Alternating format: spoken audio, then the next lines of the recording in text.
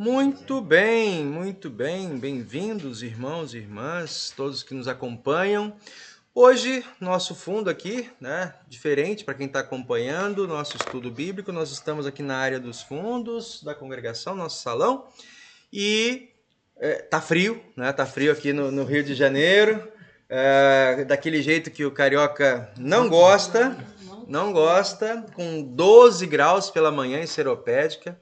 Aí hoje as crianças saindo de casa, tá tudo sujo, especialmente a Maria, né? Olhando assim, tá tudo sujo, o céu tá sujo. Tá sujo. Serração baixa.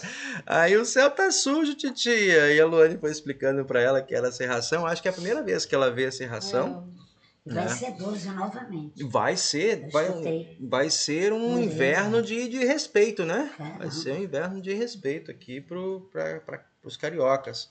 Eu acho que frio, como está prometendo, só lá em 2009, 2010, tem bastante tempo já que não faz tanto frio como está se prometendo para esse ano, né? Mas enfim, o nosso estudo, para quem está acompanhando, é o estudo de número 10 do nosso caderno. Nós vamos falar sobre a cobiça e as suas consequências, né, a partir do texto de 1 Reis, capítulo 21, dos versículos 1 a 16. Né? Todos que estão aqui, ninguém está microfonado, por isso eu vou pedir que então falem um pouco mais alto para ser captado aqui o áudio para quem nos acompanha. Na gravação, na verdade, você que está acompanhando o estudo aí pela internet, vai ser pela gravação, não estamos fazendo ele online, certo?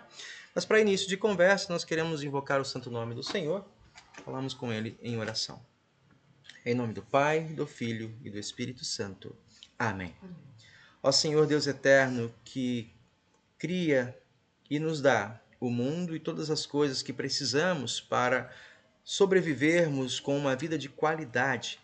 Nós te damos graças e louvor também por este momento em que, de todos os benefícios que temos, em destaque, nós nos alegramos por podermos nos reunir em torno da Tua Palavra, conhecer da Tua providência e entendermos, Senhor, que nesse mundo somos administradores e passageiros e que precisamos, ó Deus, cuidar do nosso coração, aquilo que elegemos como prioridade em nossas vidas, porque muitas vezes nesse coração construímos e assentamos no lugar que deveria ser teu ídolos, cobiças, ambições, coisas que são passageiras. E assim, Senhor Deus, nos perdemos em meio às ambições e ilusões deste mundo.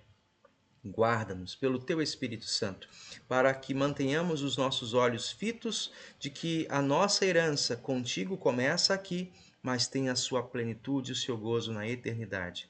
Que nós, tendo Cristo Jesus como a garantia, o penhor da nossa salvação, mantenhamos também em Tua presença nosso coração em conformidade para sermos bons gestores do tempo, da vida e dos bens que Tu nos dás. Por Cristo. Amém. Amém. Muito bem. Vamos passando aqui. Pergunta, quem chegou a ler esse tema do capítulo 10, do estudo 10? Eu li. Leu? Aquela historiazinha de introdução. Quem já conhecia? Quem não conhecia, a história de Midas, né? O rei Midas, aquele mito da ganância, né? Em relação ao contentamento, o rei Midas foi pego numa trapaça, né? Quem lembra? Lembra, dona Marta, dessa história do rei Midas? Não? Quem gostaria de comentar, então, essa história? Rei Midas. De maneira livre, do nosso jeito, né? Que é o que nós vamos falar hoje, na introdução. Quem gostaria de falar? Quem conhece essa história? Tá bom, então falo eu. O tema hoje, cobiça e as suas consequências, né? Uma aparente satisfação e sucesso, na verdade revela o consumismo da alma na busca por satisfação egoísta. Esse é o meu resumo. O mito do rei Midas, né, ele ilustra, para além da sabedoria bíblica, o resultado de um coração consumido pela cobiça. Tá? E a história mostra que ele tinha o desejo, né, um Deus deu para ele o poder de tudo que ele tocasse, né, se tornaria ouro. né? Se tornaria ouro. E ele pensando, a satisfação dele era ter ouro, né? Um bem maior. Só que quando ele recebe esse dom, em princípio ele encosta na árvore, ela vira ouro, né? Ele encostava numa peça de plástico, virava ouro. Ele começou a ficar encantado com aquilo, né? Tudo é ouro agora, o que eu vou fazer com tudo isso? Vou ficar milionário, né? Se eu tenho dinheiro, obviamente a consequência eu vou ter poder, né? Tenho influência. Só que dali um tempo ele começou a sentir fome. E aí quando ele foi tocar na maçã para comer, a maçã virou ouro, né? Não se come ouro, né? E ele começou a perceber que há outras necessidades da vida, né? E o que até então era um dom estava se tornando a partir dali um tormento, né? Um castigo, né? O desejo, a cobiça, né? Essa ganância desenfreada que às vezes nos cega e põe um foco limitado, né? De que a satisfação do homem é a riqueza. E aí eu vou puxar logo aqui, não é da história não, mas o que o apóstolo Paulo nos diz, né? Lá na carta a Timóteo. O amor às riquezas, né? É a raiz de todos os males, né? Obviamente, não está fazendo ali uma condenação a quem é rico não entra no céu e o contrário, né? O pobre é que vai entrar. Não é nesse sentido. Mas aonde se deposita o coração. Por isso, o amor, né? O apego, a prioridade. Quando você substitui o Criador pela criatura, pela criação. Né? Quando você torna o Deus do seu coração, e aqui eu lembro que o Alexandre trouxe isso já como uma reflexão em torno dos mandamentos. Né? Os mandamentos, os 10 mandamentos, Lutero enfatiza isso. Né? Qual é o principal mandamento? Quem ainda lembra? O primeiro é o principal mandamento, né? Aquilo a quem depositas ou em quem depositas o teu coração, isso se torna para você o seu Deus. E embora não seja o Deus verdadeiro, né? O Deus, esse ídolo que você agora elegeu, ele é legítimo para você, porque você depositou nele a sua confiança. Caso, voltando para a história do Midas, ele depositou, né, nesse dom das riquezas, né, a sua satisfação, e a história termina, né, que ele entra em desespero, porque acho que no final ele toca na filha, ele toca em alguém da família, mas o fato a história chega para nós até aqui, né, em que ele querendo comer, não tinha condições. Ou querendo abraçar. Isso. Eu me vem assim à memória, não vou afirmar porque pode estar errado, né, que alguém que ele amava muito, ao vê-lo, né, correu para ele, né, e ao abraçá-lo, a pessoa foi transformada em ouro, né? Então ali estava na sua alegria e também o seu desespero, né? O que antes parecia vantajoso privou das dádivas simples e essenciais da vida, como o alimento, o afeto e a convivência. No fim, a riqueza o isolou da realidade e do amor humano, mostrando que a busca gananciosa por posse pode destruir aquilo que há de mais valioso. Aqui entra um aspecto interessante, né? Quando nós, no desejo de ter coisas, né, substituímos pessoas. Tá? A coisa profunda nesse aspecto. Quando nós falamos enquanto cristãos, que a maior dádiva que nós temos são os relacionamentos. Né? Deus se preocupa com relacionamento. Tanto que ele se fez um de nós, enviou o seu Filho ao mundo para que nós não perdêssemos, né? Para que nós não percamos o relacionamento com ele. Ele se relaciona conosco como ser humano, né? E ele estabelece como um dos mandamentos principais, né? Amarás o teu próximo como a ti mesmo. Né? É o resumo desse segundo bloco dos mandamentos. Né? Tranquilo assim para a gente começar? Alguém teria tá refletindo alguma coisa de início? Não? Então tá. Bom, a questão principal desse nosso estudo, vocês têm ela aí na na página 81, quais são os desejos do seu coração e o que eles têm a ver com a sua relação com Deus. Aqui essa pergunta é para vocês. Quais os desejos do seu coração e o que esses desejos têm a ver com a sua relação com Deus? Eu acho que aquilo que o nosso coração ele está mais empenhado, que toma os primeiros lugares na nossa vida, aquilo que a gente estava falando, né? Essas são as coisas mais importantes, isso que move a gente. Quem move a gente é aquilo que é o Deus da gente. Então, o nosso, como é que é a pergunta aqui?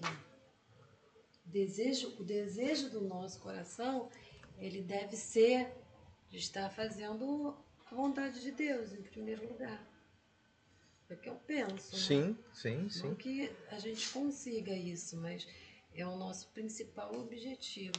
Eu vou trazer aqui trabalho. Trabalho é um desejo do coração de vocês? Não, Não? não, desejo do coração não. Sendo sincera, né? Não, mas é. Tu tá. Sim.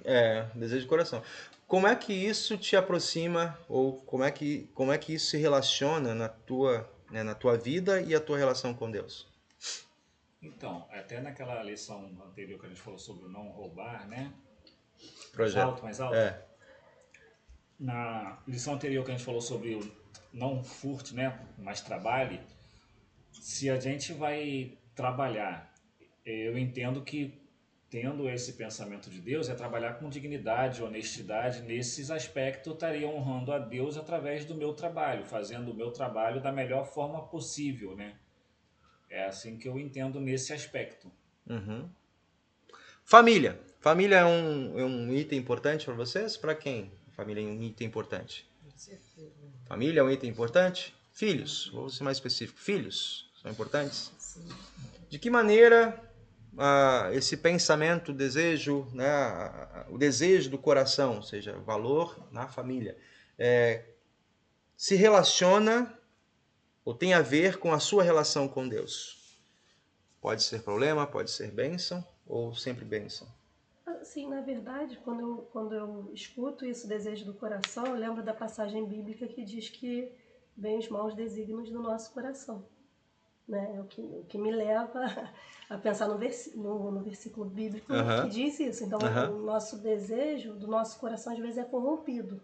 Porque as pessoas dizem assim, não, mas ouve o seu coração. E nem sempre o nosso coração está de acordo, está alinhado com os desejos de Deus. Né? Então, a gente tem que alinhar com os desejos, com a vontade de Deus, né? Os nossos desejos têm que estar alinhados com a vontade de Deus, né? Isso, sim. Acredito, Tem acordo? Tem acordo, exatamente, né? Porque família, vamos botar assim, eu coloco família é mandamento de Deus, né? Mas família pode ser bênção, porém família pode se tornar tropeço. Não sou eu quem digo isso, quem diz é Jesus, né? Que é mal compreendido muitas vezes, quando ele diz assim, quem ama o seu pai ou sua mãe mais do que a mim, não é digno de mim.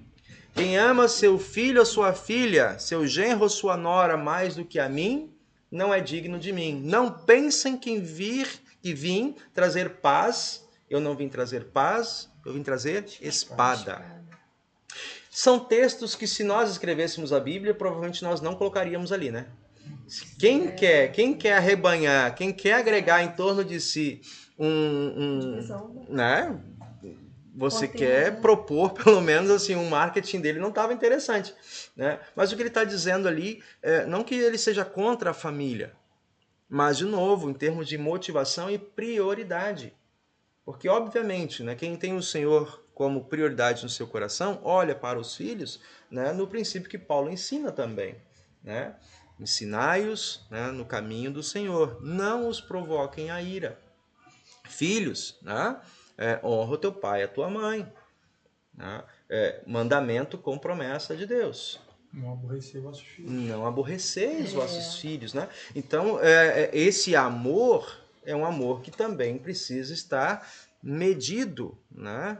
Comedido dentro de um princípio maior, que é a vontade e a palavra de Deus. O desejo do nosso coração, e a Alessandra colocou muito bem aqui, o desejo do nosso coração, se ele é a voz mais alta, né, da nossa consciência, se ele não tem um parâmetro de orientação, ele também pode nos levar A queda. à queda, Nós né? más escolhas. As más escolhas. E é em cima disso. E outra coisa que esse texto está falando, vai falar para nós, é que aonde começa o pecado?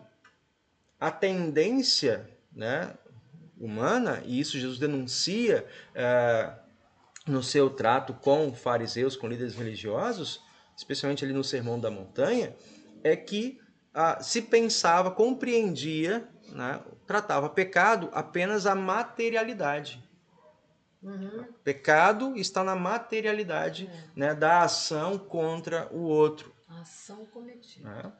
E Jesus lembra, e aqui de novo o 9º e 10º mandamentos falam sobre isso, que o pecado ele tem uma origem anterior no desejo, Coração. né?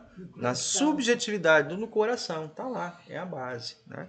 E é disso que nós estamos falando aqui, né? O texto que eu peço vocês para abrirem, 1 Reis, capítulo 21, dos versículos 1 a 16.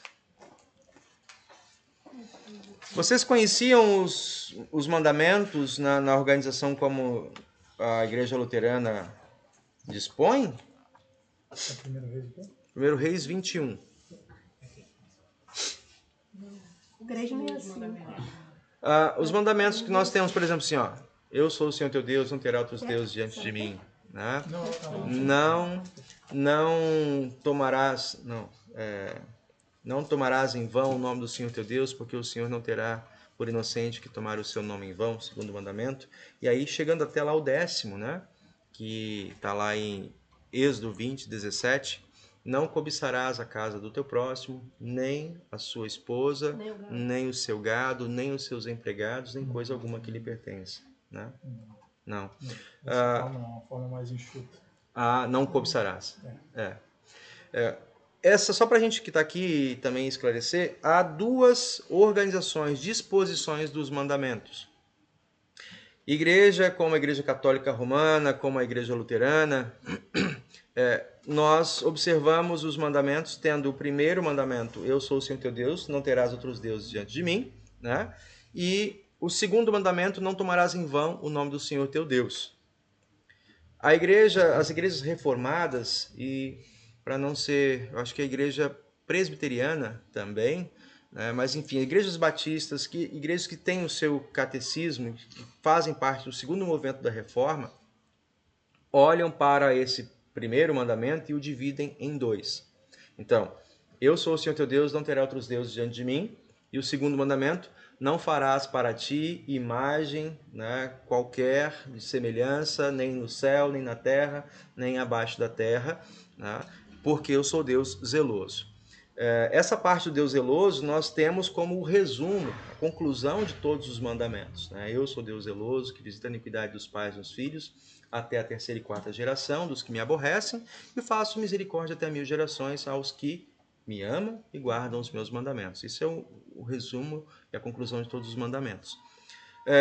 Quando chega lá na parte então sobre a cobiça, né, os reformados, que é esse catecismo que está mais difundido aqui, une o 9º e o 10º mandamento como um só. Ali é o 10º, não cobiçarás, né, e já engloba de maneira geral. Nós, luteranos e os católicos, nós os dividimos em dois. O 9º, não cobiçarás a casa do teu próximo. E o 10º, não cobiçarás a mulher do teu próximo, o seu empregado, nem o seu gado, nem coisa alguma que lhe pertença. Qual digamos, a propriedade pedagógica? Né? Porque ambos falam de cobiça. Né? O 9º vai trabalhar a cobiça relacionada a coisas, bens, né, imateriais, coisas inanimadas. Né? Então, tudo aquilo que é do outro, propriedade do outro e que é inanimado.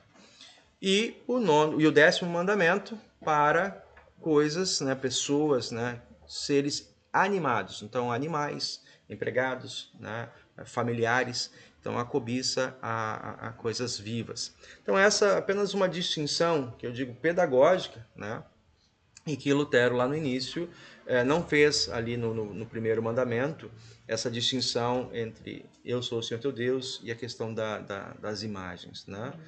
Pois não. Eu já ouvi, né, falar sobre essa divisão dos mandamentos de uma forma um pouquinho diferente. Agora que eu nem lembrava mais, mas quando você falou da divisão, aí me veio a memória. Que a primeira parte era os mandamentos referentes a Deus, né, a ele. A segunda parte era a família, que era honre seu pai e sua mãe. E o terceiro era com o próximo, que vinha o não furte, não cometa. Então vinha tipo numa escala. Ah, tá. Ótimo, boa colocação. Essa divisão, já está chegando no final deles, né? Nós temos a partir do texto de Mateus 22, quando Jesus é questionado. Quais são, né, os mandamentos mais importantes? E aí Jesus faz, no primeiro momento, amarás o Senhor teu Deus de todo o teu coração, de toda a tua alma, de todo o teu entendimento, né, com toda a tua força. Nesse mandamento, falamos da nossa relação, de uma relação, a ilustração é essa, né, de uma relação vertical do ser humano com o Criador.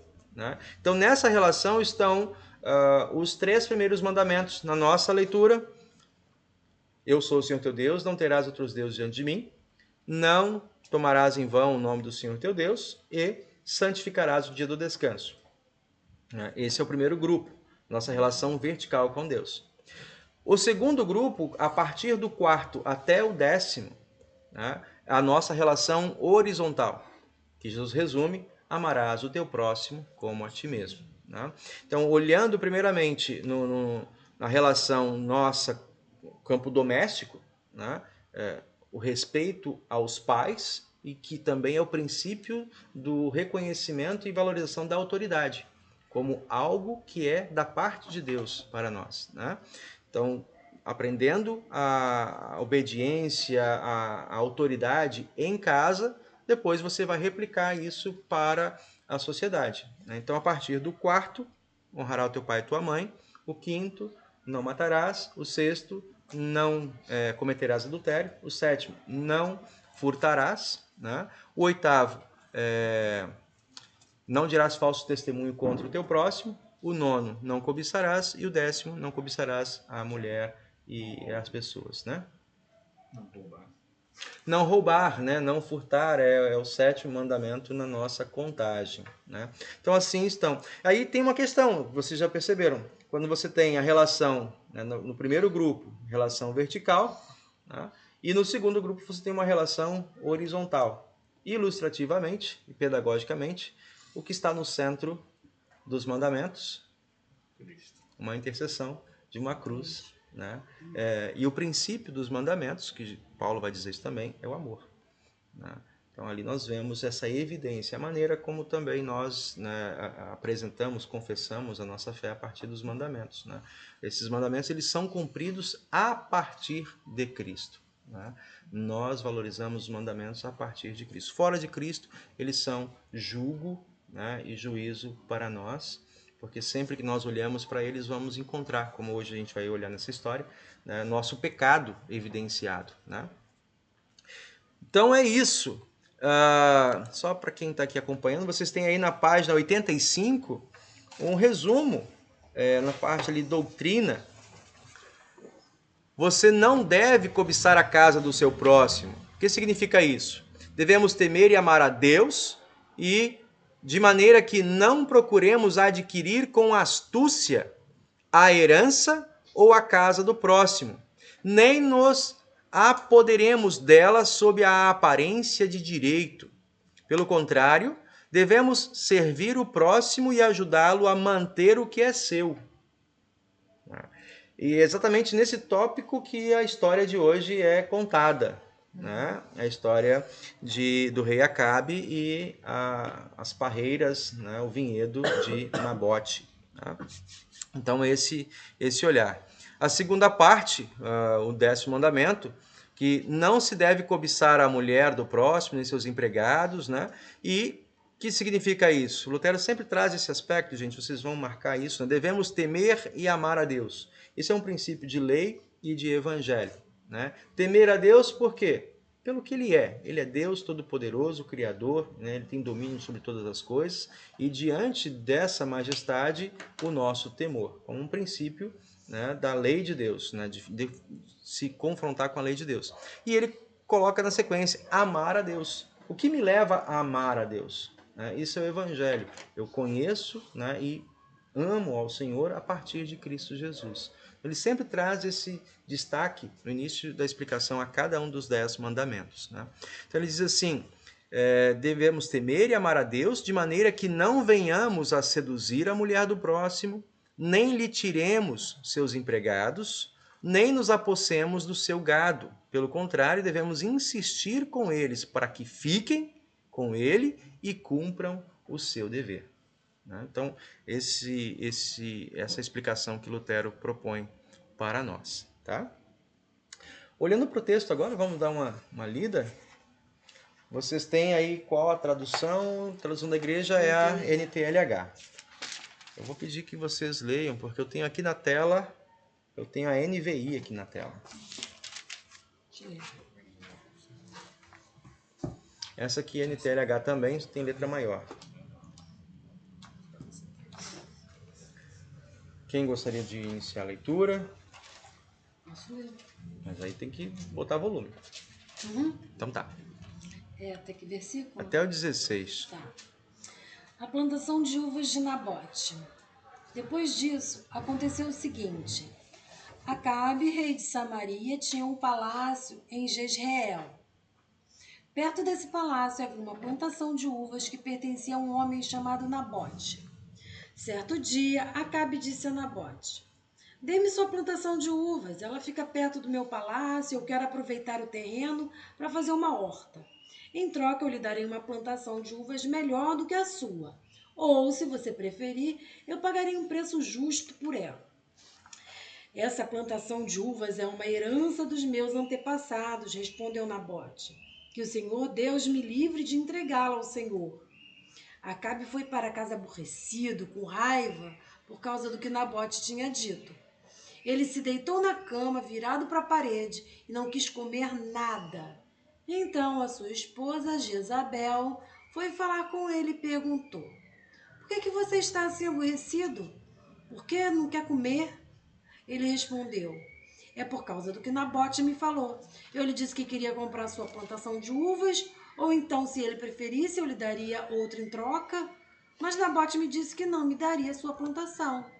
Então Jezabel disse a Acabe, o seu marido, afinal de contas, você é o rei ou não é? Levante-se, anime-se e coma. Eu darei a você a plantação de uvas de Nabote, o homem de Jezreel. Então ele escreveu algumas cartas em nome de Acabe e carimbou-as com o anel sinete dele e as mandou para as autoridades e para os líderes de Jezreel. As cartas diziam o seguinte, mandem avisar que vai haver um dia de jejum. Reúnam todo o povo e ponham Nabote num lugar de honra. Ponham sentado na frente dele 2 homens de mau caráter para acusarem Nabote de ter amaldiçoado a Deus e ao rei. Depois levem Nabote para fora da cidade e o matem a pedradas. Os líderes e as autoridades de Jezreel fizeram o que Jezabel havia ordenado. Eles mandaram avisar que ia haver um dia de jejum, reuniram o povo e puseram Nabote no lugar de honra.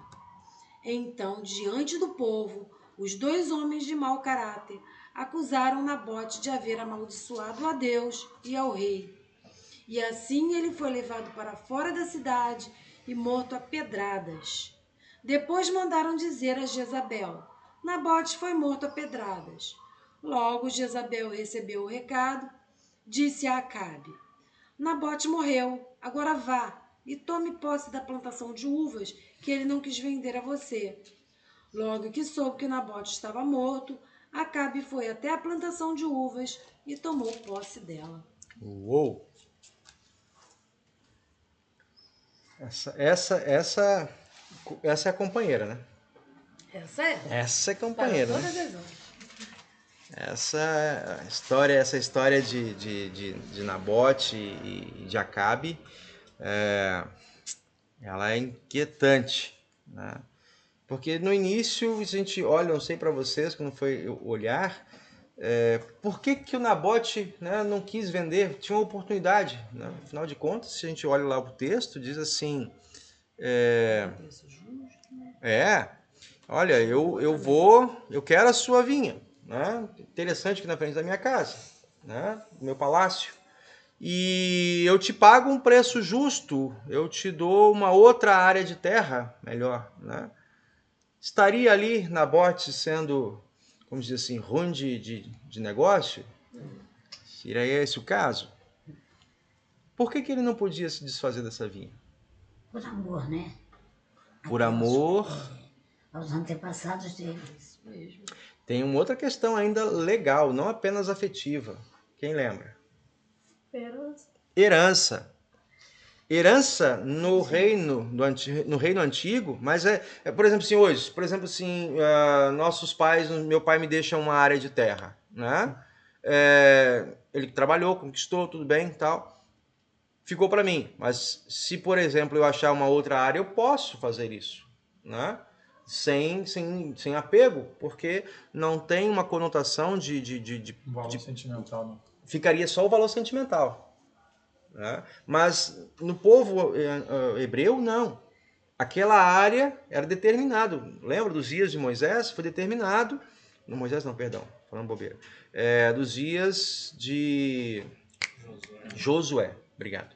De Josué foi determinado. Cada família, cada clã vai ficar numa determinada área. Né? E Nabote, então, estava recebendo dos seus pais. Havia, inclusive, né, a cada 50 anos, que nós chamamos o ano do jubileu, caso alguém da família, né, se perdesse em dívidas, né, e tivesse o seu terreno arrendado para um terceiro, ao final, no tempo do jubileu, aquele terreno, aquelas dívidas eram perdoadas e o terreno era devolvido para a família, né, daquele espaço. Ou seja, aquela propriedade era de Nabote e ele deveria, de fato, conservá-la como administrador das coisas que recebeu do pai. Então, herança, né? Herança, mas eu quero dizer que uma herança com um valor Muito grande pra adicional ao que nós hoje temos, a nossa consciência, né? Se a gente olhar o texto com a legislação de hoje, né? Com a Exato. mentalidade de hoje, não com a mentalidade do que significava realmente o texto, né? E se nós fizermos isso, se nós fizermos isso, esse é um princípio importante para a leitura e interpretação do texto. Né? Porque se nós atribuirmos os valores e a legislação do nosso tempo para dentro do texto, nós cometemos um erro grave chamado de exegese, onde você aplica valores do tempo, do nosso tempo, né, para a escritura, de maneira crítica. Tá? E essa é uma tendência de interpretação muito em voga nos nossos dias, né, que é o princípio histórico crítico. Isso aí não intercorre cair na questão até do mandamento sobre honrar o pai e a mãe?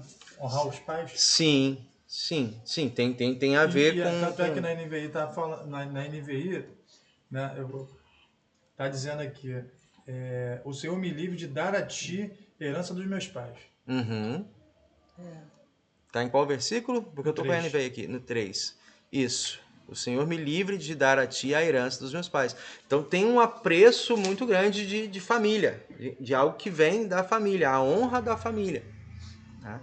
Isso, agora, olhando para dentro do texto e a partir da legislação dos hebreus, fica mais fácil a gente entender o quanto que abrir mão daquele terreno, daquela área, era uma desonra, né, romper com laços de compromissos ancestrais da parte de Nabote.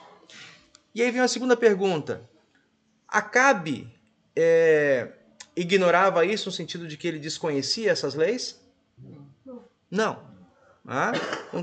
Um trecho aqui, inclusive, que está para leitura, já passa aqui no nosso caderno, é que o Acabe, como rei, ele recebia para estudar os estatutos. Ele tinha os estatutos, as leis de Deus como monarca, né, autoridade máxima.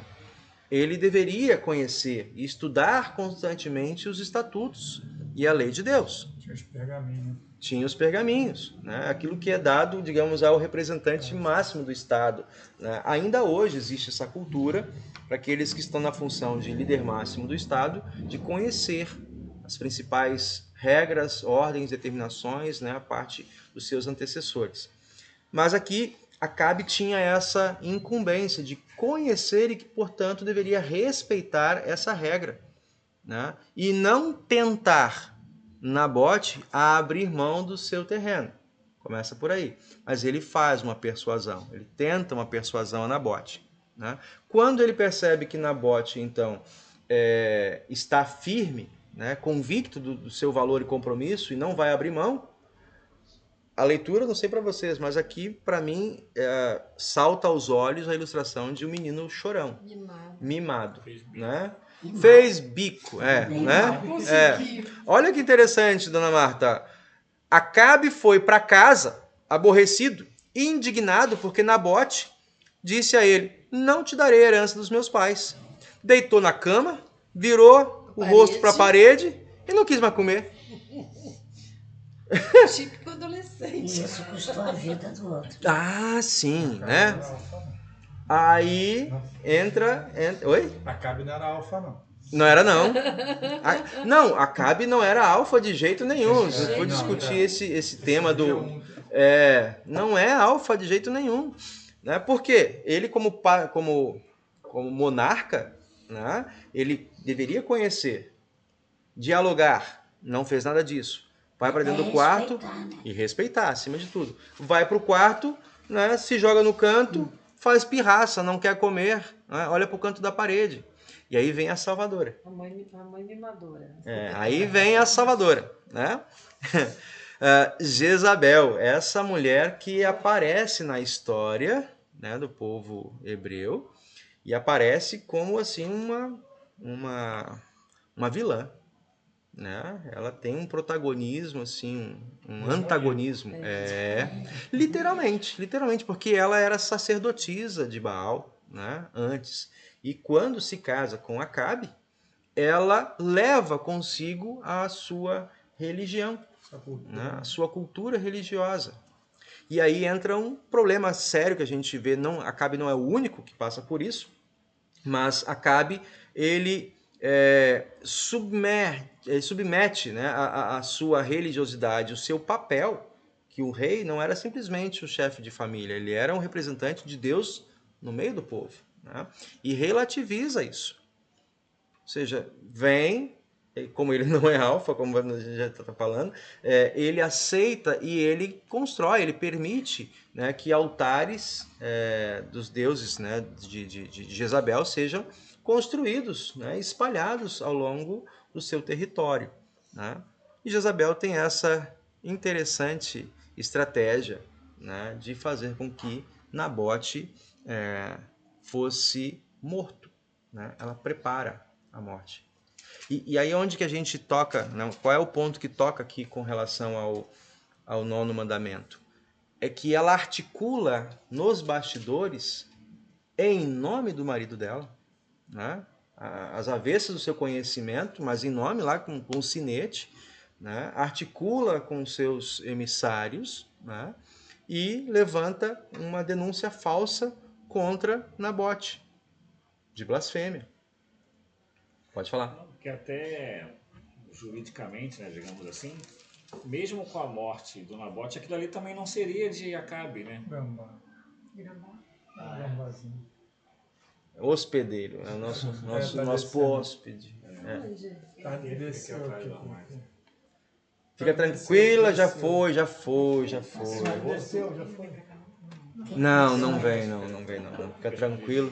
Gambá não gosta de gente, não gosta. E... Eu fiquei sabendo de uma coisa, deve ser verdade. Pois não. Que ela só elimina o cheiro se ela for atacada. Sim. Senão ela não tem cheiro nenhum. Verdade, né? É uma defesa, né? E defende bem, porque ninguém chega perto. Depois que ela esguicha... Todos, né? Tem que ter. Falando, Alexandre. Estava falando que mesmo com a morte do Nabote, aquilo ali também não se tornaria de Acabe, né? Porque passaria aos descendentes dele. Mas ele não tinha herdeiro.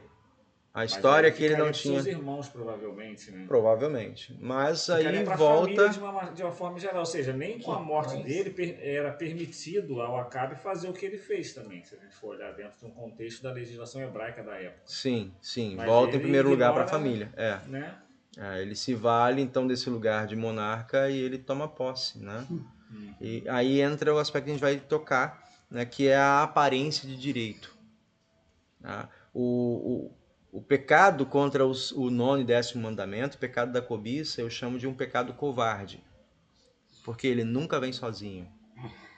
Tá? A cobiça é algo que começa no coração, mas se materializa em um outro pecado. Jesus fala, né, a questão do ódio, da ira.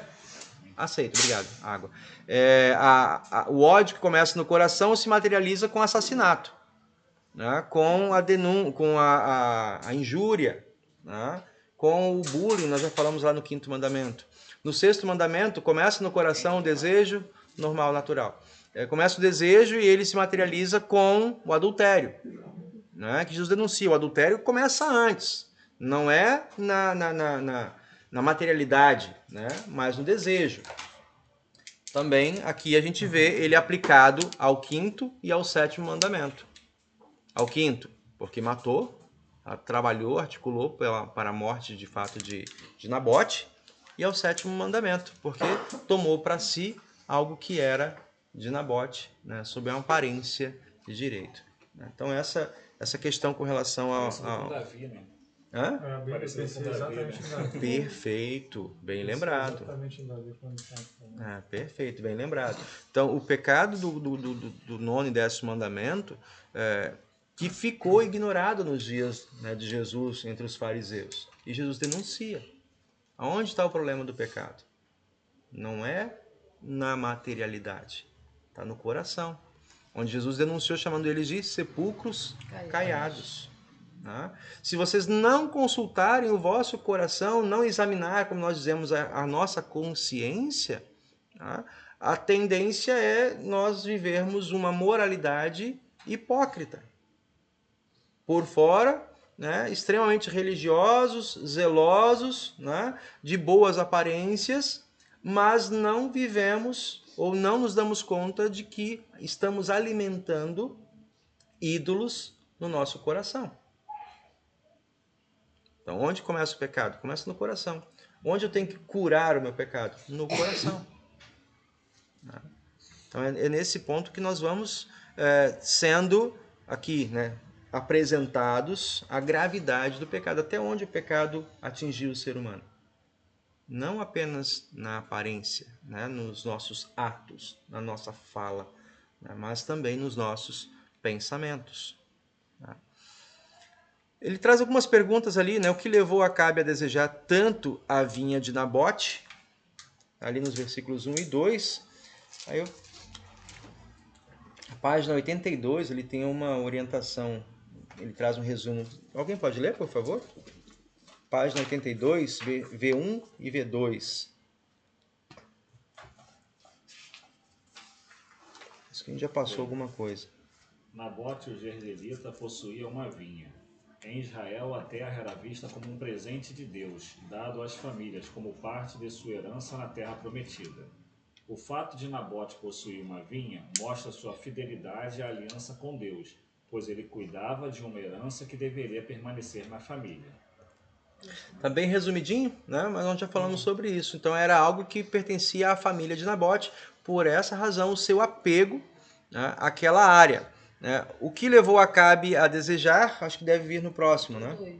Ponto 2. Acabe disse a Nabote, dê-me a sua vinha. No texto hebraico, a expressão dê-me expressa autoridade ou urgência, refletindo a disposição do rei de usar o seu poder e influência para conseguir o que quer. Acabe está disposto a ignorar os mandamentos de Deus e os direitos de Nabote para satisfazer o seu desejo.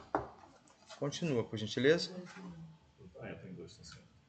Se for do seu agrado, darei em dinheiro. A proposta de Acabe mostra que ele não entendia o significado da propriedade da terra de Israel. Deus é o verdadeiro dono da terra, e os israelitas são apenas administradores. Ao oferecer dinheiro, Acabe trata a terra como se fosse uma mercadoria. Isso revela uma tentativa de subordinar a palavra de Deus aos desejos humanos, mostrando que a cobiça nos faz pensar que nossa vontade está acima da vontade de Deus. Acho que aqui tá evidente, né? O que evidencia, para que a gente não fique apenas no texto, ele aqui está provocando no texto, né? O que evidencia que muitas vezes, não apenas no caso de Acabe, mas também nós podemos incorrer nisso, né? De subverter ou tentar fazer com que a palavra de Deus fale o que nós queremos, né? E com isso, o que torna, né, a autoridade máxima não é mais a palavra de Deus, e sim a nossa escolha individual, a nossa vontade, né? Vocês percebem isso? Vocês conseguem identificar isso em vocês? Vocês veem isso de maneira... como é que vocês enxergam essa afirmação? Por favor, à vontade. A gente sempre quer, né, que seja feita a nossa vontade, né? Pela nossa natureza pecaminosa, a nossa vontade é, né, que prevaleça, né? Só a gente com conhecimento em Cristo que a gente passa a ver a importância de se alinhar com a vontade de Deus, porque senão nada acontece, né?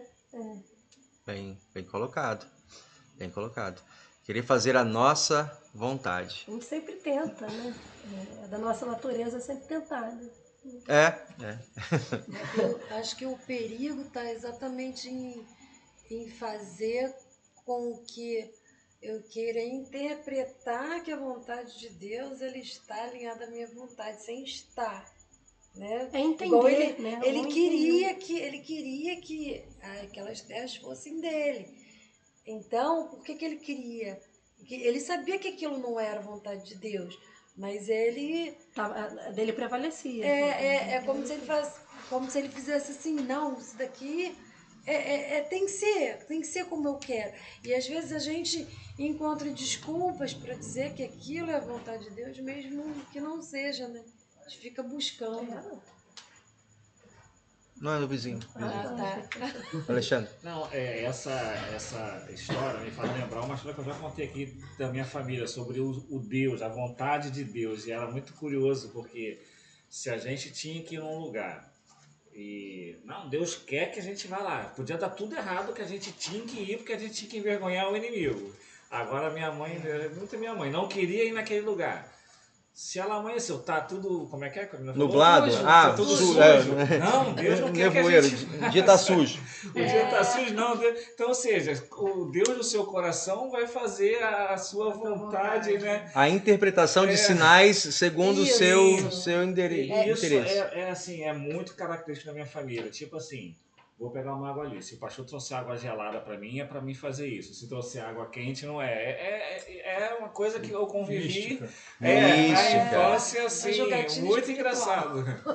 E quando eu comecei a entender, eu falei, não é assim, né? Mas vai depois de você falar com vó, com mãe, não fala, né? Mas é mais ou menos isso que eu queria dizer, que a nossa tendência é converter a vontade de Deus na nossa, e falar como se isso fosse a vontade dele, porque aí nos dá um álibi. Um álibi perfeito, né? Uma autoridade, né? Exato.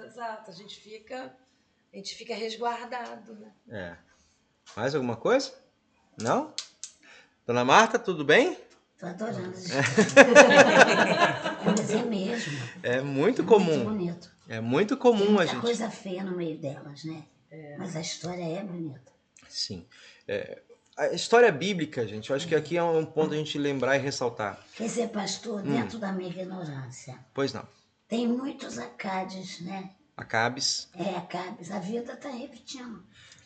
Isso que a senhora está trazendo, Tudo dona... que a gente vê Isso. que acontecia, acontece na cara da gente. Isso. Todo dia. Acho que aí entra um aspecto, me permita então puxar esse gancho da senhora. Há muitos Acabes hoje, e eu vou dizer, há Acabes em nós. Tá? E isso é interessante quando nós olhamos para a Escritura, não no desejo de Acabe, como foi colocado aqui, de nós tentarmos subvertê-la ao nosso interesse, né? Buscando arranjos para que ela diga o que eu quero, né? Mas há uma riqueza bíblica contrário, inclusive, né, em contraste aí com o que se prega, né, muito difundido na internet também, a Bíblia precisa ser atualizada. Não. Né, nós não concordamos com isso. O que precisa ser atualizado é o nosso coração, em conformidade com a Escritura.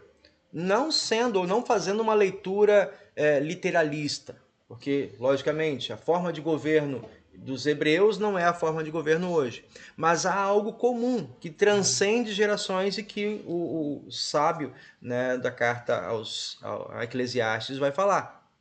Né? Vai o sol, volta o sol, mas o coração do homem é o mesmo. É o mesmo. Por isso, quando nós olhamos para a Escritura e nós nos identificamos com esses personagens, e de novo, né, é Deus falando conosco. Há identificações que são positivas. Quando se fala assim de uma mulher, olha, né, imitem o exemplo de Maria. Toda mulher quer encontrar isso. Não. Homens também, né? Homens também, porque é um coração servidor. É um coração que se põe, né? Como acontece com José. Né? José se põe como um coração servidor. Ele estava preparando para romper em secreto o seu noivado, mas o anjo aparece e diz, não tema em tomar, né, tua noiva, porque o que nela está sendo gerado vem da parte do Senhor. Baixou a cabeça, abraçou do lado e vamos embora. Né? Isso é lindo. Mas a gente também precisa saber que em algum momento nós vamos nos encontrar e no espelho do lado de lá tem um Acabe. Né? Tem uma Jezabel. Né? Tem uma Jezabel.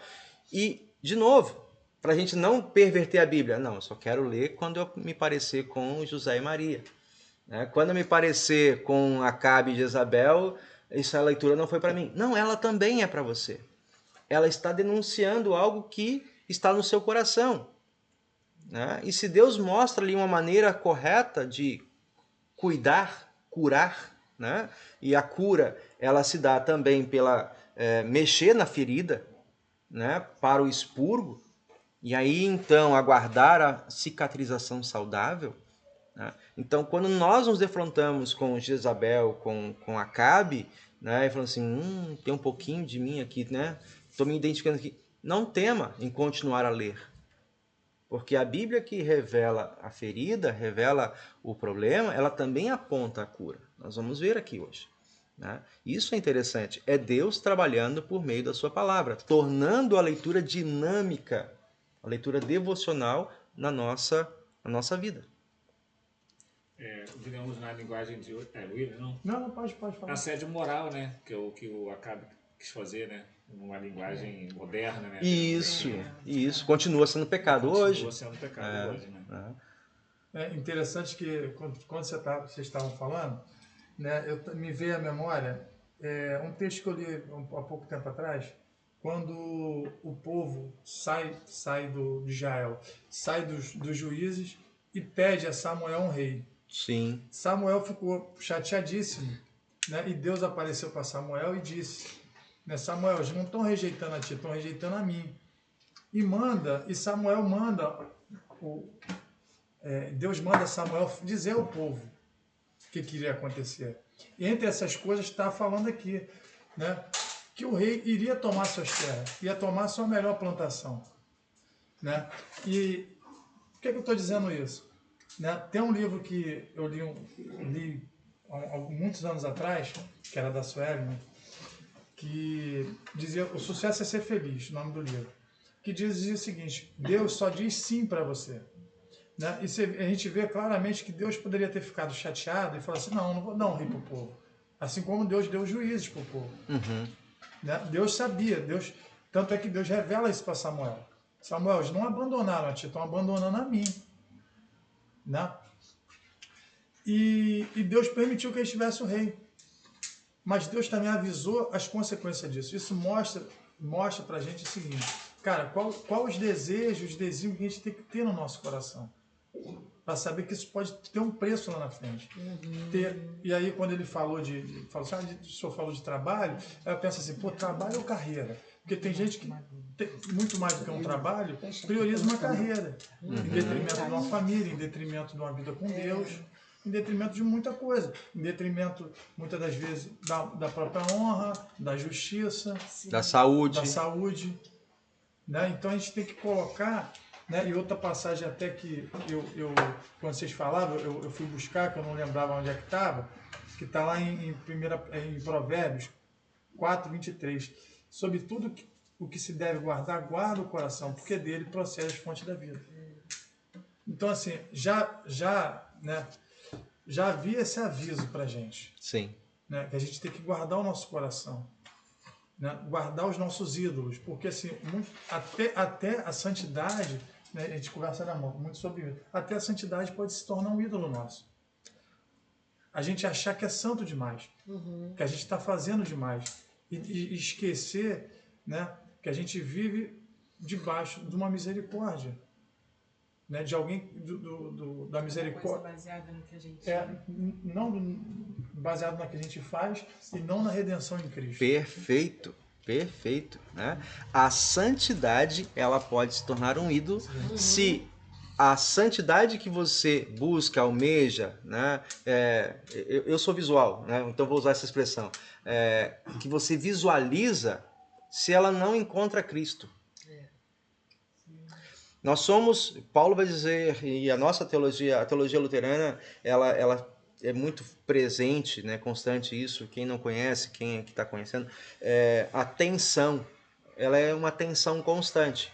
É da teologia luterana a afirmação somos simul justus et peccator, que significa, né, somos simultaneamente justos e pecadores. Justos e pecadores. O que significa isso? Pode desenvolver. Repete o latim, então. Simul. Justus é com J, né? Simul justus com U, né? Justus et peccator. Acho que com dois Cs, não C, dois Ts. O que eu sei de latim é que eu já ouvi há muito tempo uma frase, dura lex sed lex. Ali é dura, mas simultaneamente justos e pecadores. Aquele prefácio, né? É prefácio aquele livro? Que sobre professor? Prefácio? Não, sumário doutrina. Tem isso aí. O que significa isso, gente? Que nós, vou dizer assim, Lutero tira isso de onde? Lutero tira isso de Paulo. Romanos capítulo 7, 14 a 24. Paulo é aquela pessoa que nós temos, né, dentro da nossa iconografia cristã, um exemplo de desprendimento, aquele homem que diz, para mim viver é Cristo e morrer é lucro. Isso é uma afirmação, uma confissão de desprendimento, né? Mas esse mesmo que ser feliz no... Exato. Mas esse mesmo homem que nós, né, idealizamos, de certa maneira criamos alguns ícones em torno dele, de virtudes, né? Eu gosto desse texto porque ele abre o coração e diz: miserável homem que sou. O bem que eu quero, não faço. Mas o mal que eu não quero, esse faço. Todos os pecadores no qual eu sou o pior. Né? Eu sou o pior. E aí o que ele está fazendo ali? É um jogo de palavras? Não, é você fazer um exame da sua consciência. A ideia é, quando eu olho para dentro de mim, né, com as minhas virtudes e os meus tropeços, sendo honesto comigo mesmo, eu vou perceber que eu sou falho. Aquela santidade idealizada não se concretiza, né, de maneira material. E quanto mais você se estuda, mais você percebe que há falha, há falta. Então, a busca por uma santidade, né, ela é frustrante. Ela é frustrante. Ela decepciona e ela pode levar ao desespero. Ou, o que eu digo, a alienação. São dois extremos. Ao desespero diz assim, que lei é essa que eu não consigo cumprir? E que Deus é esse, de amor é esse, que parece mais um sádico. Lutero tinha essa compreensão quando ele deixa de ser advogado e se torna monge.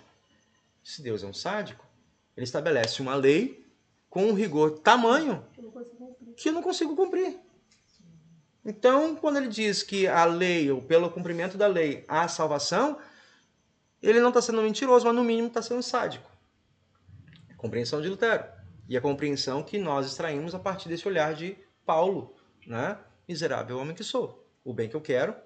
Então há uma ideia, um desejo, né? Ele diz, eu percebo na minha consciência que a lei de Deus é boa e eu almejo, na minha prática, no meu dia a dia, a cumpri-la. Então há um desejo para a santidade. Mas há um contraste, um confronto. Ele diz, eu falho comigo, eu falho com o meu próximo, eu falho com aqueles, né, que estão mais próximos de mim, eu falho. E essa falha, ela se torna para mim, né, enquanto alguém que busca pelo próprio esforço, ela se torna para mim uma pena, uma culpa, né, um juízo. E ele vai caminhando essa discussão em Romanos 7 até o versículo 23, ele vai dizer assim, quem me livra desse corpo que me leva para a morte? Porque quanto mais ele busca a justiça, mais ele evidencia o pecado. Versículo 24, lá ele vai dizer assim, louvado seja Deus, porque ele faz, né, isso em Cristo Jesus. Então a santidade nossa, ela não existe fora de Cristo. Aí a gente vai entender por que lá no século XVI, quando Lutero é confrontado, você renuncia aos seus escritos? Ele diz, de jeito nenhum, porque não é saudável, né, nem digno que um homem vá contra a consciência, nem contra a palavra de Deus. Né? Aqui, é interessante essa parte que fala que a Bíblia é a palavra, é a espada, né? A palavra é a espada. De dois gumes, capaz de discernir os nossos pensamentos e intenções. E isso é muito interessante que você trouxe, de a gente ver o Acabe em nós, porque é isso, é olhar para a Bíblia e se ver nela, e não ver o outro, né? Porque o outro não está aqui para se reparar, né? Deus não está tratando com o outro, é com a gente. Então, quando a gente olha... Se a gente ainda não tem, em algum momento ele pode aparecer, o Acabe, e a gente lembra da palavra, né?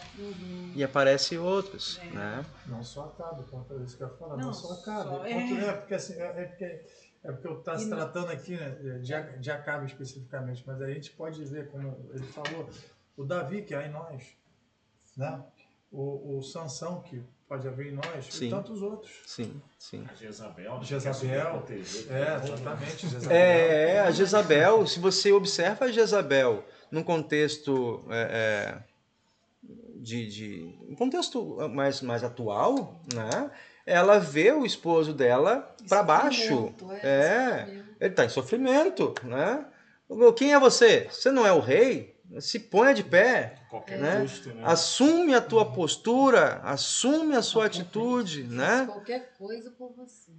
E aí, então, ela toma a frente e faz ao seu modo, ao seu critério. E ele né? não corrige, né? Ele deixa. Ele permite, né? Ele se torna conivente no sentido em que ele negligencia o seu papel, né? De ser ali, não é uma questão de machismo, mas uma questão de papel e função. Ela pegou o selo dele. Pegou o selo dele. Pois é. Não foi dela que ela fez. Pois é. Então ele ficou totalmente alheio, se permitindo que ela manipulasse a condução, o projeto, a tratativa, né? Naquela ideia de que depois não fui eu que segurei as pedras, né? Estou lembrando aqui uma outra história, né? De Saulo, né? No apedrejamento de Estevão.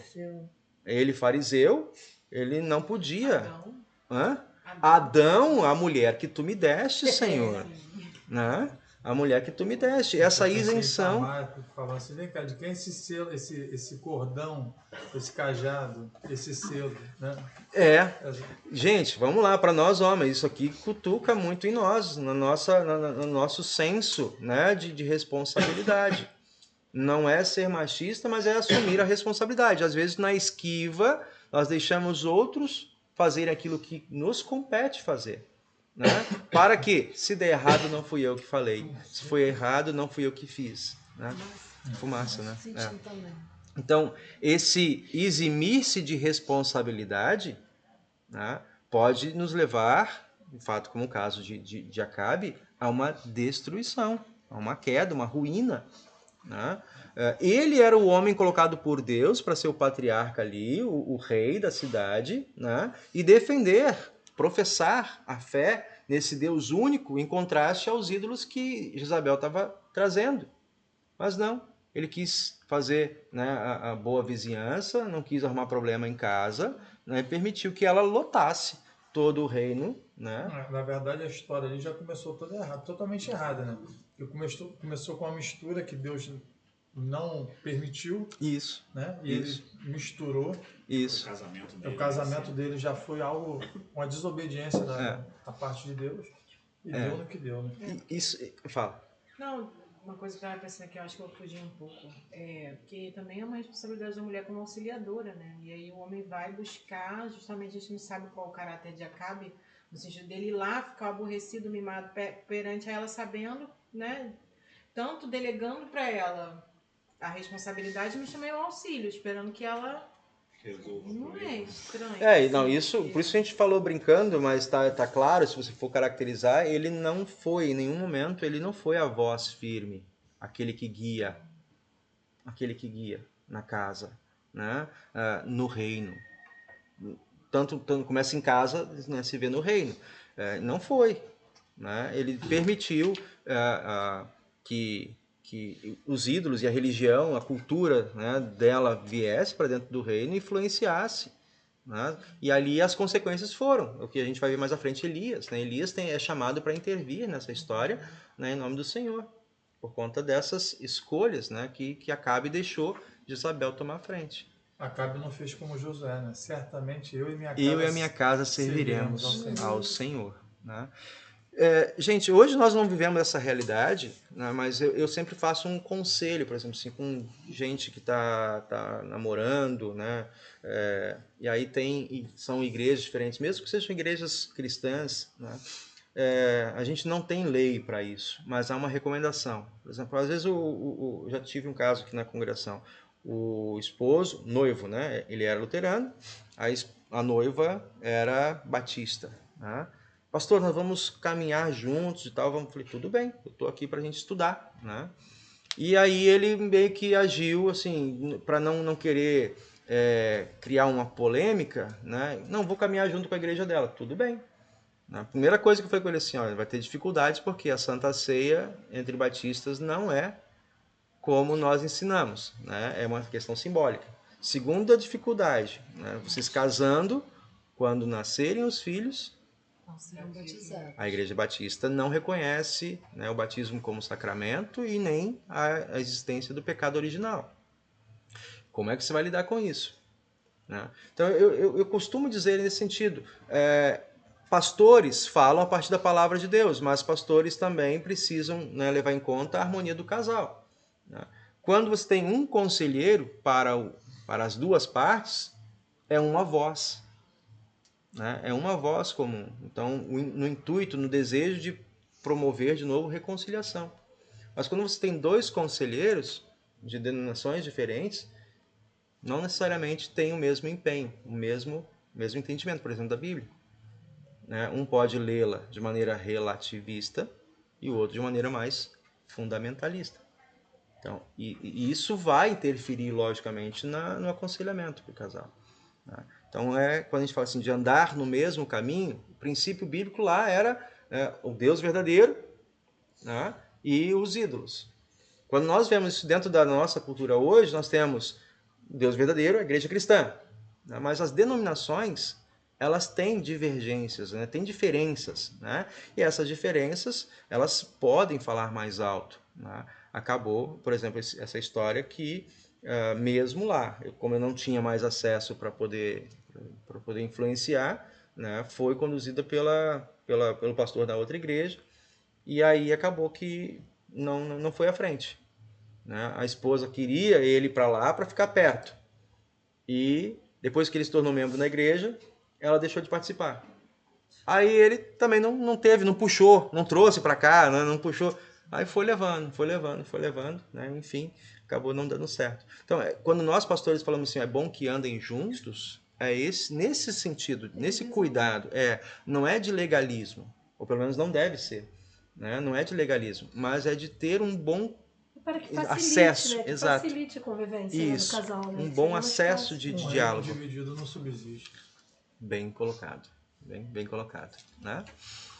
Voltando aqui, a reação de Acabe, quando não conseguiu, nós já falamos sobre isso, né? Virou um menino mimado, agiu como se não não tivesse condições de dar conta daquela situação. As ações de Jezabel mostram uma falta de respeito pelas leis de Deus, né? Quais dessas ações demonstram essa falta de respeito pela lei de Deus? Ela por si só já era o desrespeito em pessoa, né? Jezabel não tinha muito temor, não, né? Ela não levou em conta nem a preciosidade da herança e ainda cometeu o pecado de contratar as falsas testemunhas e mandar matar a pessoa. É um mosaico. Pois é, e ali tem uma coisa que está por trás, gente, como fundamento disso, né, como princípio. Ela tomou em conta que o desejo do coração, né, e a vontade, isso são coisas, né, sinônimos. O desejo do meu coração e a lei, a realidade, a vontade que vai ser executada são a mesma coisa. Né? De repente, né, dentro da religiosidade dela, né, o Deus dela vai conceder o que o coração dela deseja. Né? Então... Eu vou pegar esse gancho que tu traz, Alexandre, e vou dizer assim, pegando o texto de Paulo, né, se o coração é fábrica de ídolos, tá? Os ídolos que nós vemos nos panteões, né, religiosos das diversas culturas, eles são, se vocês observarem, o panteão grego, panteão egípcio, panteão romano, né, para cada tipo de necessidade há um deus específico. Mas é igual no sincretismo também, né? Opa! Cada deus ali corresponde ao desejo, é como um mito mesmo, né? Corresponde à história de cada um. Sim. E sempre esperam vingança daquele... Tô lendo até um livro que fala, né? Por exemplo, eles servem ao Mulu e eles, tipo, o Mulu vinga, porque vinga porque é meu desejo, né? Nunca bate de frente. Na verdade, esses deuses parece que foram criados para nos servir. Sim, né? Eles são projeções, eu vou dizer assim, ó, eles são, se você entende a partir da escritura, que eles são, o coração é fábrica, né, produz, né, ídolos, eles são projeções de desejos, sim, de quedas, né, de idolatria que estão no coração. Pode falar. Não, aí entra o que a gente conversou na sexta-feira, que o cristianismo protege e não protege, digamos assim, porque, por exemplo, a Jezabel, de acordo com seus ídolos, né, como a gente faz, Deus vai me conceder isso e vai a qualquer custo. O Nabote, que era o fiel da história, morreu apedrejado. Esse tema bate aqui de tangente, tá? Ele comenta aqui no livro esse tema de tangente. Porque não é o tópico, o tema principal, né? Mas a questão é onde está Deus para proteger os que lhe são fiéis, né? Em meio à maldade, né, que está ao redor. Esse aspecto, se nós olhamos assim, de novo, sem Deus, você vai atribuir a Deus, né, as mazelas, né, o crime, a injustiça, as ações de injustiça. Ele estava temente, ele era fiel. Né? Ele estava fazendo tudo certo, não estava sendo infiel. Mas, digamos, as figuras de autoridade manipularam o contexto para levá-lo à morte, né, para corromper não, mas para manchar a sua imagem de homem justo, tornando ele, ali diante dos outros, né, como um homem blasfemo. Né? Então, essa injustiça, por que ela acontece? Novo, não é a ausência de Deus, mas a maneira como os corações corruptos, né, maldade, a malícia ao redor de nós, pode nos afetar. Pode sim, mas nós não somos esquecidos. O texto aqui ele tenta colocar porque a vontade dele sobrepôs a vontade de Deus. Não. Tá. Porque ele não foi protegido, ele morreu. Mas nós olhamos, tá, deixa eu dizer onde que Deus estava. Né? Deus continua guardando a nossa vida, Dona Marta. Eu acho que assim, acho que é comum para nós aqui. Mesmo na morte, nós estamos guardados pelo Senhor. Por quê? Porque a nossa vida continua na mão dele. Ainda que tentem, né, contra o nosso corpo, lembremos uma palavra de Jesus. Não temam os homens que agridem, né, o vosso corpo, mas não têm poder sobre a vossa alma. Não conseguiu dobrar ele. Não conseguiu. Temam, portanto, ao não Senhor. dobrou ele. Temam, portanto, ao Senhor. Porque ele tem poder sobre o seu corpo e também sobre a sua alma.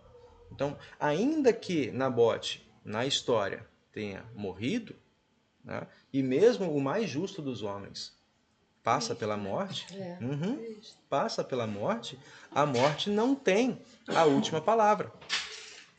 Então, Nabote foi guardado na justiça. E é para onde também nós olhamos diante da injustiça que nós vivenciamos. Não é para nós, né, lançarmos mão daquilo que é justo, que é certo, e incorrer naquele princípio, né, farinha pouca, meu pirão primeiro. Né? Essa ideia de fazer a justiça ao meu próprio modo. Se Nabote, na verdade, morreu honrando a Deus, então ele vence na morte. Sim. Sim. É para onde a explicação aqui, a orientação aqui do texto que passa de tangente, como eu estou falando, ela converge nisso. Né? Nós também não estamos livres de sofrer injustiça, né? de alguma forma, né? Perceber, ou no nosso olhar assim, pô, está sendo injusto. Né? Vou citar, por exemplo, o caso, um professor ou um pastor, né, que busca fazer o bem e depois acaba definhando como uma situação de um câncer ou uma situação outra, né, de carência. Né? Mas não foi um homem bom, se preocupava, visitava o hospital, era capelão, fazia isso, aquilo e tal. E por que no fim da vida passou por essa, né, situação, né, de ausência, de escassez. Né? Então, olhar de novo, não sei se foi você, não, quem outro estava fazendo comigo, quando você chega diante de alguém que está, às vezes, foi, né? Alguém que está à beira da morte, um paciente terminal, e você chega, vou lá para levar um consolo, né? Porque afinal de contas, eu estou bem de saúde, ele está mal. Aí você chega lá e toma um tapa, né? Porque ele está tão bem preparado para lidar com aquilo e encontrar-se com o Senhor para além da morte, que você que chegou lá volta para casa e pensa da vida, né? O que eu estou fazendo da minha vida que eu não tenho essa alegria. Né? O que Nabote viveu em vida, estava vivendo na morte, né? Agora Acabe, né, coitado? Acabe colheu, a gente sabe disso que ele colheu, né? Tô respondendo para a senhora, dona Marta? Totalmente. Então tá bom. O que acontece agora aqui, acho que é a última pergunta, o que acontece quando nós colocamos nossos desejos acima da vontade de Deus? Pensamos na mesma frase, aí deu ruim, né? Fala para mim. Aí nada prospera, né? Pode até prosperar aparentemente. Isso quer dizer, porque a história mostra que ele conquistou. Sim, mas não é prosperar de uma forma verdadeira em Cristo, né? Essa busca de você realizar-se apenas materialmente, essa semana... Está colocando seus desejos acima do primeiro mandamento, já está descumprindo o primeiro mandamento. Isso. Primeiro mandamento. E aí eu vou chegar, meus irmãos, a um ponto... de vez em quando a gente tem a oportunidade de conversar com pessoas, e aí eu tive uma conversa com uma pessoa que disse assim, eu sou ateu. Né? E aí fomos conversando, e por acaso essa pessoa tem uma familiar que é enfermeira, cuidados paliativos. Né? A mãe é enfermeira de cuidados paliativos. Então é uma pessoa que tem uma sensibilidade e lida com um momento muito limítrofe da vida. Né? Ela cuida de pacientes que estão ali à beira da morte. E o que a gente conversou, e aí vem esse aspecto, importantíssimo. Quando nós conseguimos, primeiro eu vou pegar um aspecto mais geral, tá? Quando o indivíduo consegue saltar da materialidade, que é o caso do ateu genuíno, né? Ele crê no que ele faz, ele crê no que ele vê. Né? Então o ateu genuíno ele é materialista. Né? Tem uns que estão meio no limbo, né? Porque entre agnóstico e ateu. né? Como eu não conheço, eu não tenho acesso e a minha razão, né, é para mim a minha palavra mais forte, né? Ele fica assim, ó, tá certo que eu não conheço tudo, estou descobrindo coisas, como eu ainda não conheço esse Deus, né? Eu fico num limbo, ele é subjetivo, né? Mas aí entra o aspecto que essa senhora trouxe, né?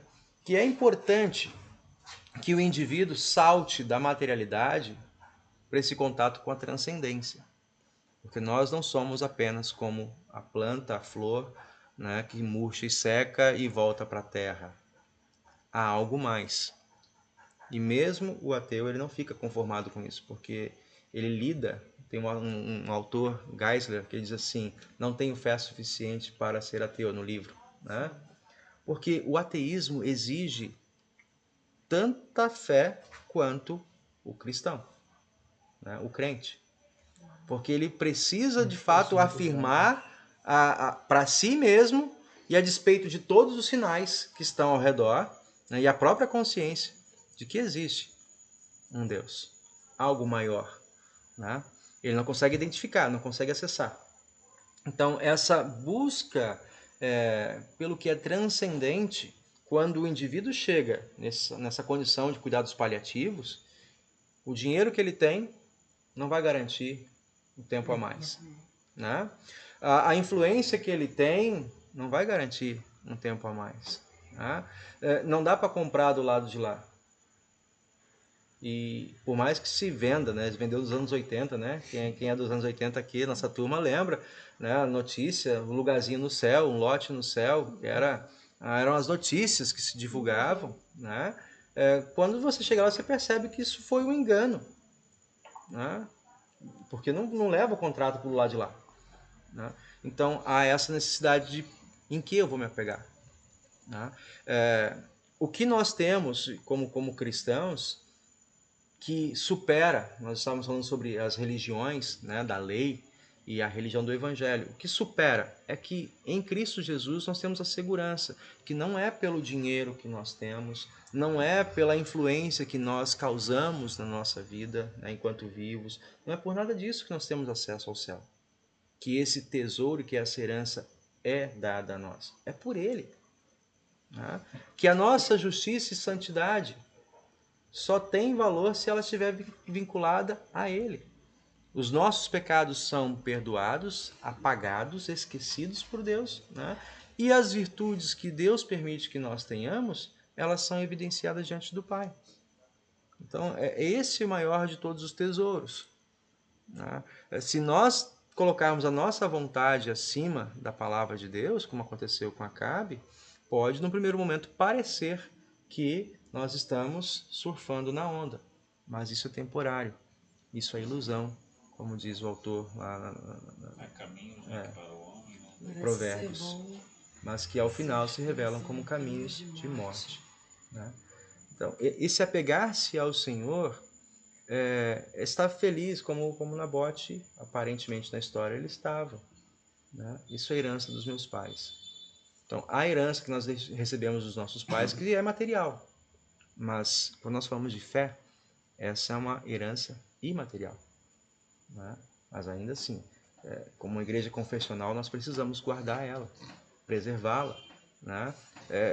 Vê-la ou colocá-la em contraste com as discussões ou as sugestões de teologias que estão ao nosso redor.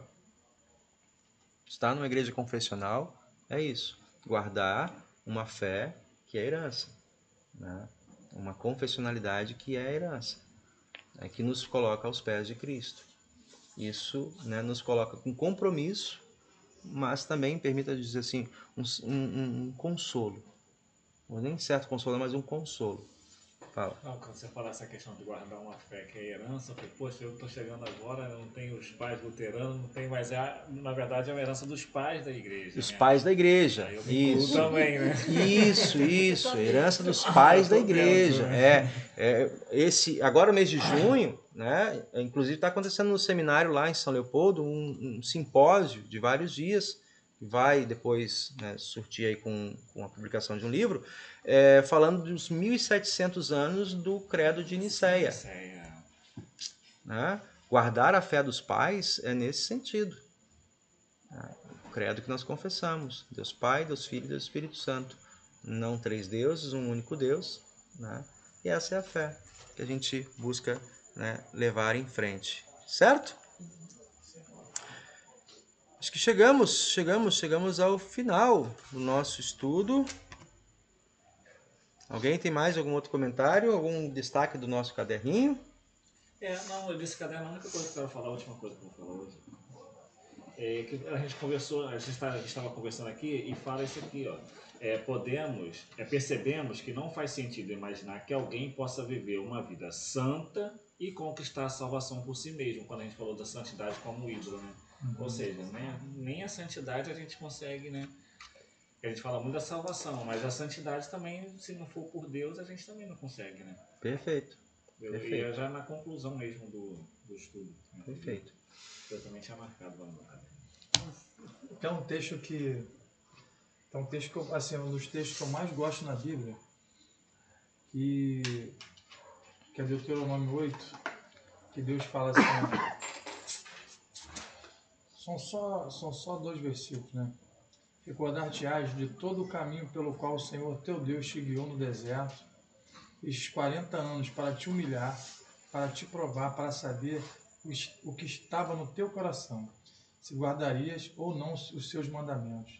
Ele te humilhou e te deixou ter fome, te sustentou com maná, que tu não conhecias, que teus pais te conheciam, para te dar a entender que não só de pão viverá o homem, mas de tudo o que procede da boca do Senhor viverá o homem.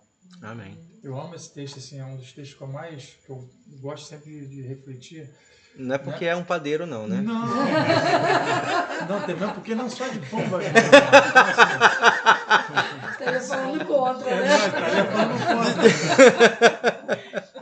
contra. Mas assim, é interessante como Deus expõe, né? Expôs o povo de Israel às suas mazelas e fragilidades e o sustentou, né? Como mostrou a fraqueza que havia naquele povo, né? E assim eu olho para esse texto e eu olho assim para mim, para a minha vida, tudo aquilo que Deus proporciona, né? Mesmo mediante a todas as fragilidades, né? Que eu tenho, os erros que eu tenho, as faltas que eu tenho, né? Aquilo que eu busco que não encontro, né? E Deus, ele supre, ele nos humilha, né? Você está até falando da questão do leito de morte, que Deus nos humilha, né? Isso ali eu já estava até trazendo, né, aquele versículo que você falou, né? No caso da brasileira que foi achada lá, né? Aí isso ali estava até trazendo aquele versículo que diz que é melhor o velório, né? Não, melhor estar no velório foi uma coisa. Melhor estar no velório, porque o velório traz reflexão pra gente. Porque isso não deixa de ser um velório que todos nós tivemos a oportunidade de participar, né? Verdade. E esse velório tem que trazer reflexões, não de julgamento que eu vejo o pessoal fazendo, mas pode terminar. Não, então exatamente sobre isso, que quando Deus levou o povo para o deserto para humilhar eles numa situação, é para trazer essa reflexão, né? E para olhar não pelo fato de ter passado 40 anos, mas que no próprio capítulo fala que as suas roupas não rasgaram, mas que Deus o sustentou com maná, né? Durante muitas das vezes, assim, qual o legado, né? Ela morreu fazendo o que ela gostava, né? E às vezes, qual o legado que a gente precisa deixar antes dessa morte? O legado em Cristo mesmo, aquilo que Ele pediu para que nós fizéssemos. Acho que essas coisas assim geram essas reflexões. E na sociedade hoje que coloca no nosso coração, né? Sempre desejar alcançar sucesso, vitórias, cliques, né? Curtidas. Cara, Deus nos leva para um lugar de reflexão, né? De nos colocar muitas das vezes, na nossa insignificância, de poder olhar para o outro. Porque assim, Juliana morreu, o que eu mais ouvi falar, fazendo o que ela gostava, né? E Nabote morreu honrando o princípio que ele tinha. Isso. Exatamente. Era isso. Muito obrigado. Muito obrigado mesmo, gente. Maravilhosa. Pelo menos para mim, que estou aqui moderando com vocês. nossa reflexão, né, é que a gente aprenda, acima de tudo, né, que esses mandamentos de Deus não têm um caráter legalista. Tem um caráter de cuidado. Guardem a minha palavra. Né? Nós, como pais, né, bons pais, assim, não vou nem entrar no mérito, mas bons pais, não vou nem apontar pra gente, mas bons pais, um conceito, né? Bons pais não são aqueles que fazem tudo o que os filhos querem, né, mas que facilitam boas escolhas. A sua palavra, né, seja guardado. E quando a gente fala algo, né, que é bom para os nossos filhos, a gente sustenta, não é isso? Eu acho que vamos puxar essa analogia. Né? Apesar das nossas limitações, nós sustentamos para os nossos filhos. Aquilo que entendamos. Né? Vai fazer isso que é bom. Né? Eu estou aqui contigo. Estou te dando apoio. Essa analogia a gente lança para Deus. Né? Porque Ele, de fato, nos dá o melhor. Paulo disse, Ele não nos negou o seu próprio Filho. Será que vai nos deixar faltar alguma coisa? Então, essa confiança, esse exercício, né, de confiar no Senhor, né, e não plantar outros ídolos no nosso coração. Né? Até mesmo a nossa justiça sem Cristo ela é vã. Né? Oramos. Aqui acho que tem uma oração no final. Proponho que a gente faça junto. A gente pode fazer junto, que agora também ela aparece aqui na nossa tela. Né? Oramos em conjunto. Amado Deus, ensina-me a confiar em Ti e dá-me um coração grato e satisfeito, que se alegre com aquilo que os outros possuem. Quando eu enfrentar injustiças, dá-me o Teu Santo Espírito, para que eu lembre que a vitória de Cristo na cruz é a garantia de que o mal nunca terá a palavra final. Obrigado, Senhor, pela salvação em Cristo e pela herança eterna que prometeste a todos que confiam em Ti. Em nome de Jesus. Amém. Amém. Até a próxima semana. Para aqueles que nos acompanham aqui nessa transmissão, aguardamos, né, para fazer também com a tua companhia o próximo estudo. Acho que nós entraremos falando sobre o credo, né, o credo apostólico e os seus artigos. Até mais.